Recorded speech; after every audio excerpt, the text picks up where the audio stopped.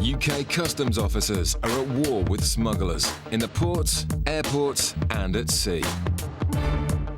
Coming up, Anne's tobacco seizure sets sparks flying. There is a guideline of 3,000. It's a guideline. Yeah, but it's still 90. I'm giving you my. I'm not going to argue about it. I'm giving you my reasons. Suspicions are raised on board searcher when a sailor tries to stop officers coming on board. Come on board when I get back to port. We're coming on board now, sir. And Rossi sniffs out Class A drugs in Gatwick. It's a drugs dog. Explained to you from your baggage, and I've got a very high hit for traces of cocaine.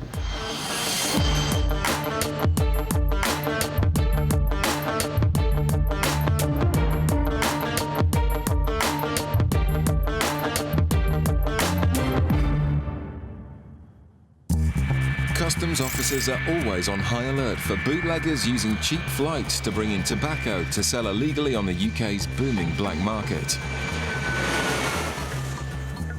In Bristol, officers have received intelligence that a known bootlegger is returning from Malaga in a group of 4. The main target had over 26 kilos of tobacco seized only 2 weeks ago. Will he be mad enough to try again? Oh, there we go. Tobacco. Lots of it. The X-ray has found 4 bags full of tobacco. Now it's up to Anne and the team to stop and question the passengers and prove that the tobacco is not for their own personal use. Bootleggers come in all shapes and sizes. This time it's a retired couple who pick up 3 of the 4 suspect bags and then split from the group. They almost make it through the channels, but Anne closes in. Is it only the 2 of you? Yeah. The 3 holdalls are stacked with tobacco. The main target has slipped through empty-handed, but the final passenger in the group isn't so lucky. Her bag contains 30 kilos of tobacco, 10 times the guidelines. The couple have another 57 kilos. Altogether, an amount like this is a criminal matter.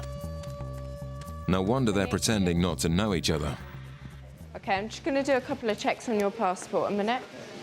They're saying they're travelling just together, don't they? Yeah. Get them to say that again. She's saying she's travelling on her own. They're in a group. They're together. Yes. They've got 57 kilos between them. Isn't that arrestable?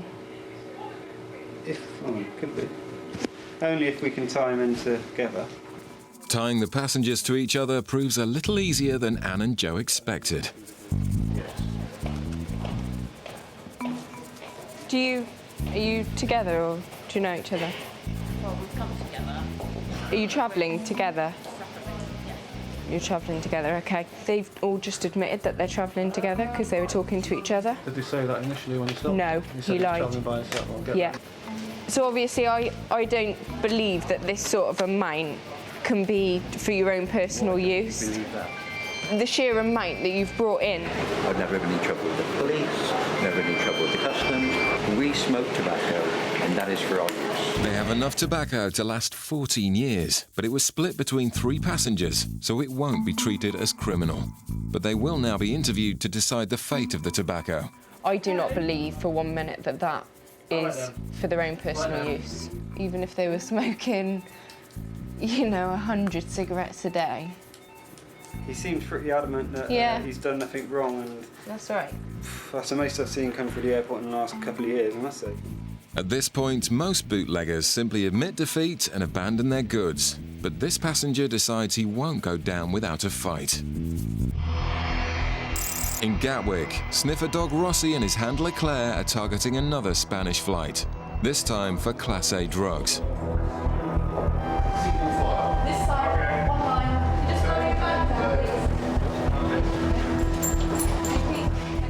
Each dog has only one handler, and their close bond means that Claire knows when Rossi picks up even a hint of drugs. They want to stand still for a second for me.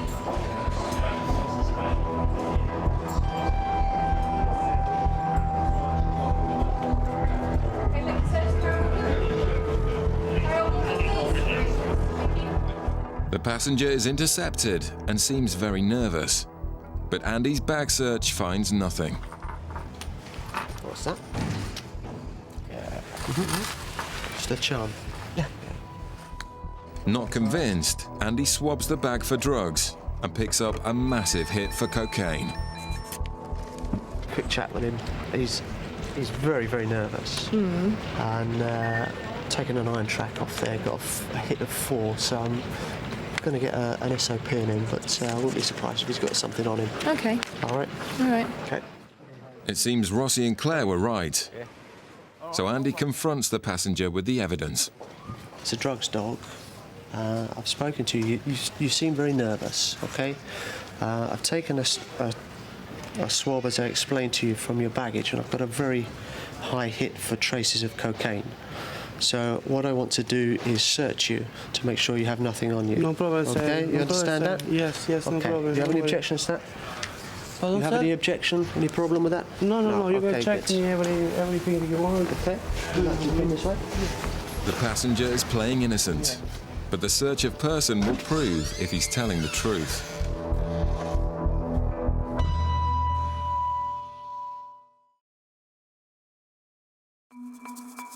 Back in Bristol, Ant's preparing for a fight with the passengers caught with 87 kilos of tobacco.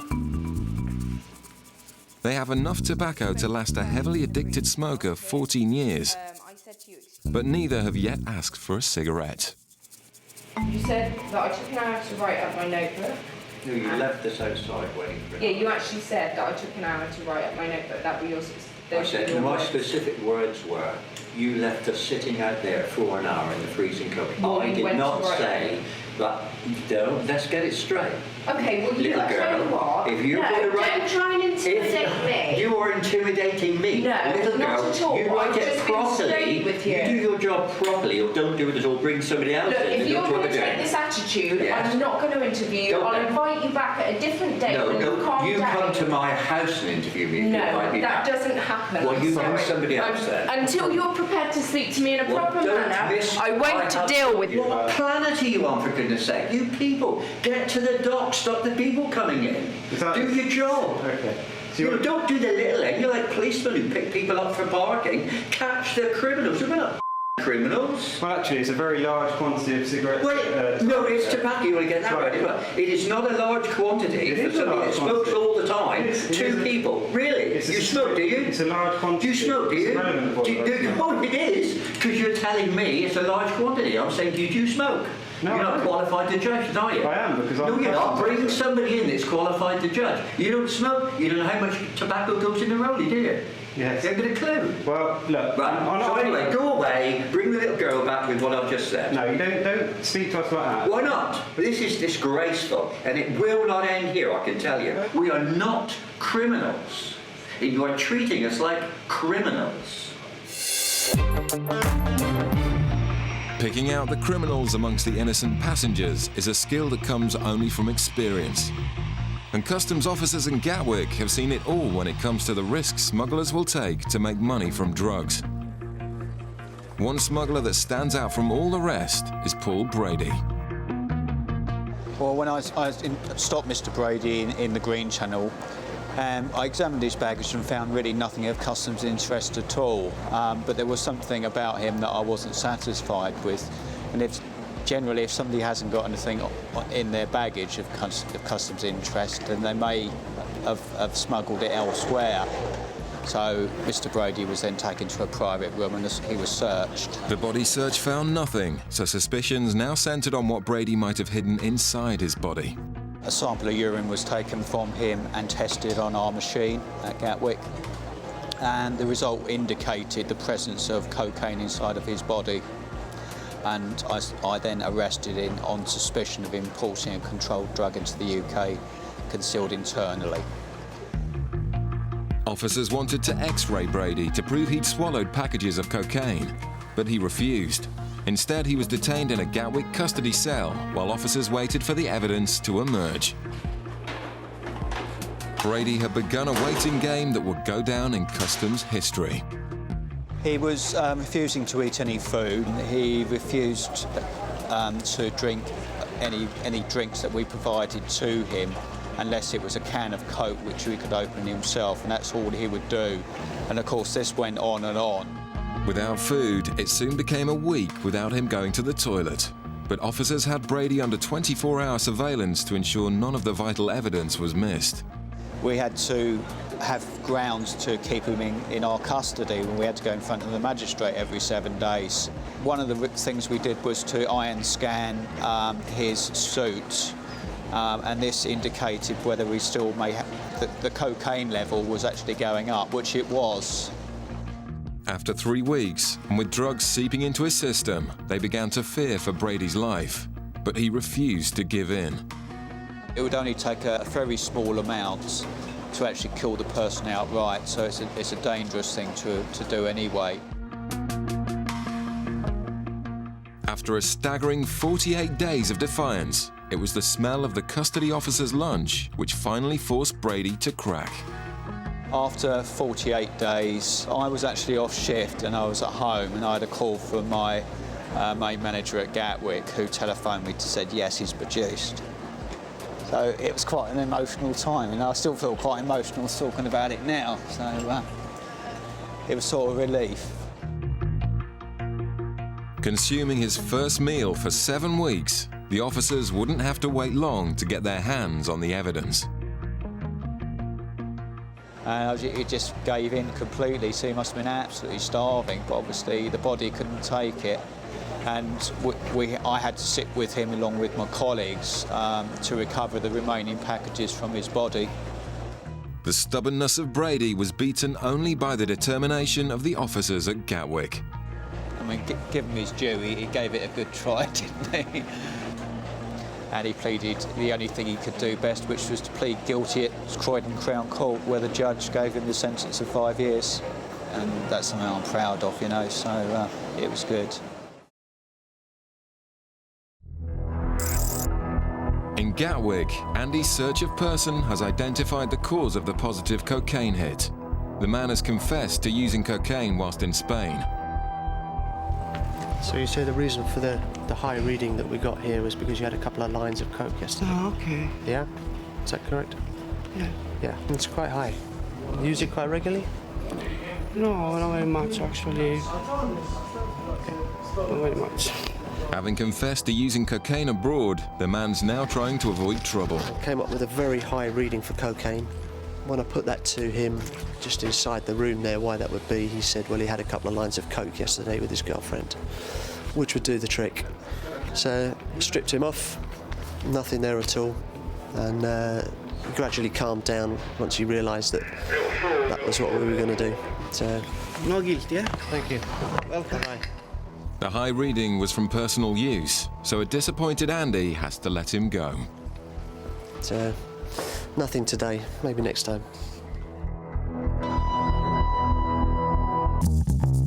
Customs ship Searcher has tracked a yacht sailing towards the southwest coast of England. Within the 12-mile limit, any vessel is a potential smuggler, and customs officers have the power to board and search. This is the 6 miles. You can see that the target vessel that we're interested in is just off the 6-mile limit, so he's well within the 12.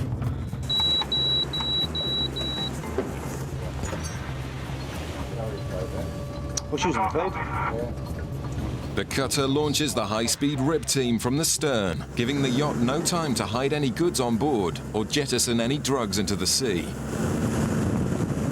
The boarding team don't need the skipper's permission, but he seems unaware of their powers. Customs, sir, we're just going to pop on board for a second. Come on board when I get back to port. When we get back to port, we've actually got to come on board now, sir. Pardon? We're coming on board now, sir.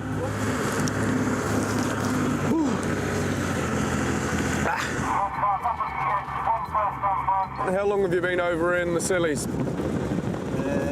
2 days. 2 days.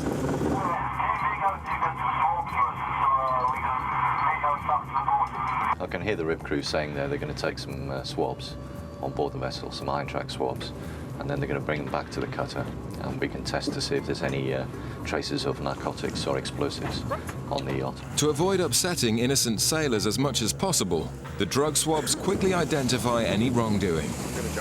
The man's initial attitude may be a good sign of a smuggler, but the swabs will be the ultimate test. If he's got anything on his hands, that will have moved onto the tiller. Nothing there. The swabs are negative, and there's no trace of any drugs on that particular boat. All negative. Nice, clean yacht. Cool. Okay. Fair dues. Let's get the boys back in then. Quickly exonerating the innocent is as important as arresting the guilty, and this sailor is free to continue his journey. And after the 12-hour shift, the cutter Searcher returns to port.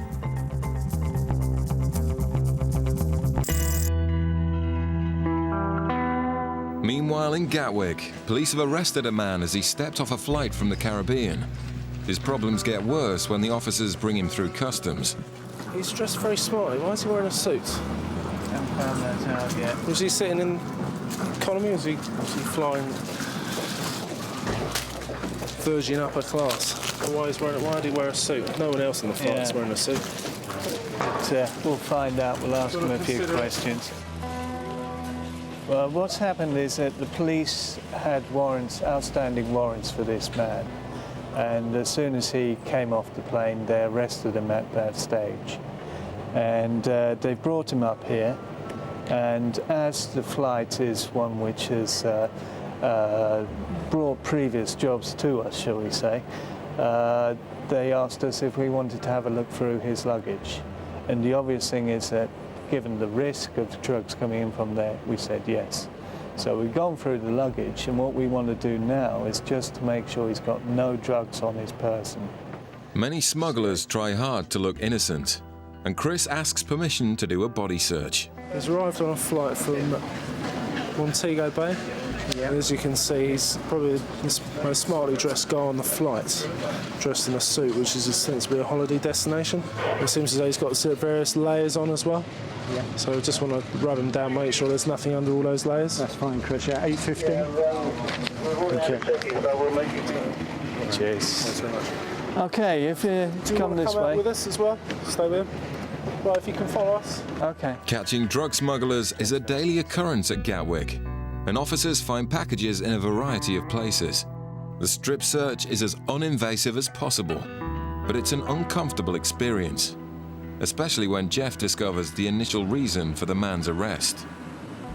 He's actually wanted for a driving offence, but you know, we have to make sure 100% certain.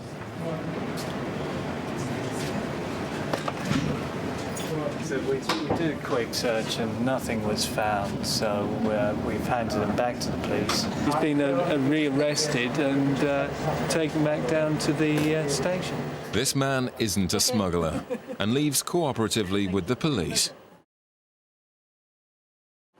Meanwhile, in Bristol, 3 passengers have been caught with 87 kilos of tobacco, but they're not going quietly.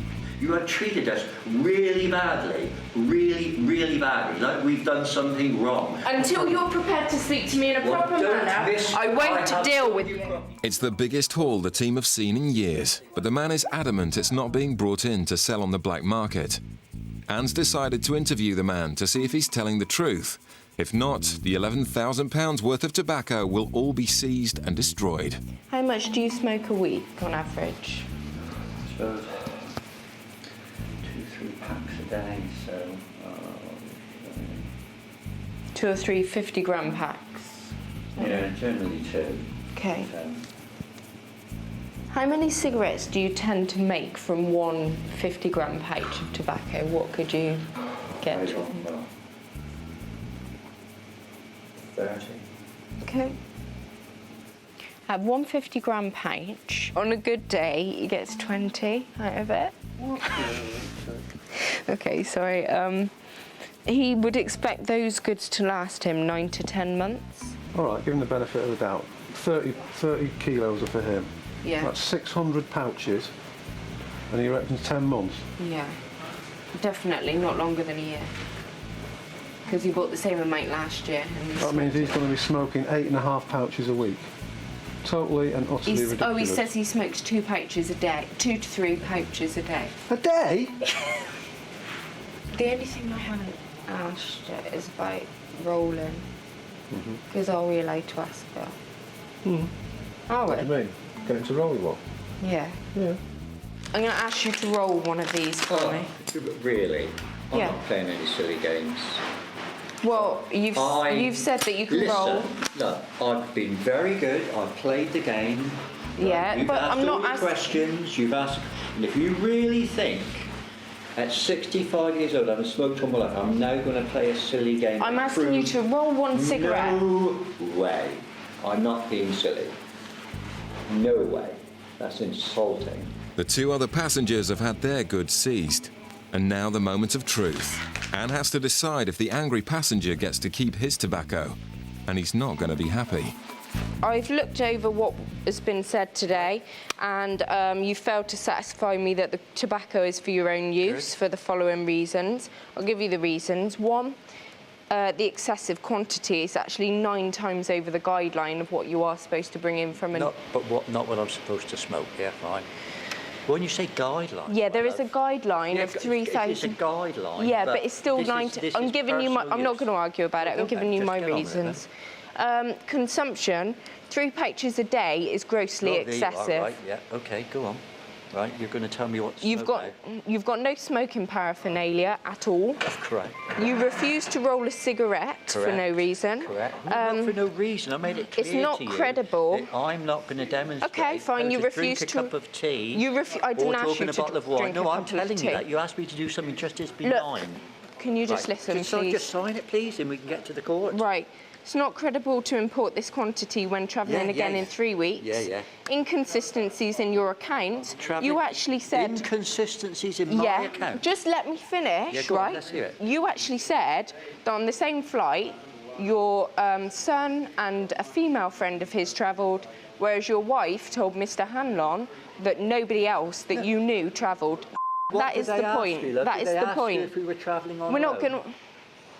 When you were being questioned? Did they ask you if you're travelling on our own? Yeah, well, we are. Well, you're not because you know other... Well, no, I knew another lady I was sitting beside. That Mrs. didn't know that her own son was also on the flight? What I'm saying to you is, we are travelling on our own. That's what my wife said. Anyway, get to it. It's also not credible to get only 20, or 30 or even 40 cigarettes from a 50-gram pouch of tobacco. Right then. Generally, you would get at least 80 to 100 cigarettes out of... Not if you roll them in a bag. What, so are you suggesting that you roll them... I'm not suggesting anything. Let's go to court and have my solicitor run rings round you. If you could sign. Look, you need to sign the date as well. Sign the date. You put the date. You don't Look, sign I'm the not date. going to argue with you about sign. I'm just trying to get you to behave correctly. I don't think I need you to teach me how to do that. Somebody needs to teach you. I could say the same about you. Anne's ordeal is finally over. He was trying to intimidate me, I think perhaps because he thought I was a girl, like he was calling me little girl and stuff and waving his finger in my face. But that doesn't intimidate me. He was just nitpicking at things, really, because he knew that he hadn't got a leg to stand on. The passengers walk away empty-handed, having lost 87 kilos, which will now all be destroyed. The angry man in Bristol made an official complaint about his treatment and is still planning to fight the seizure in court.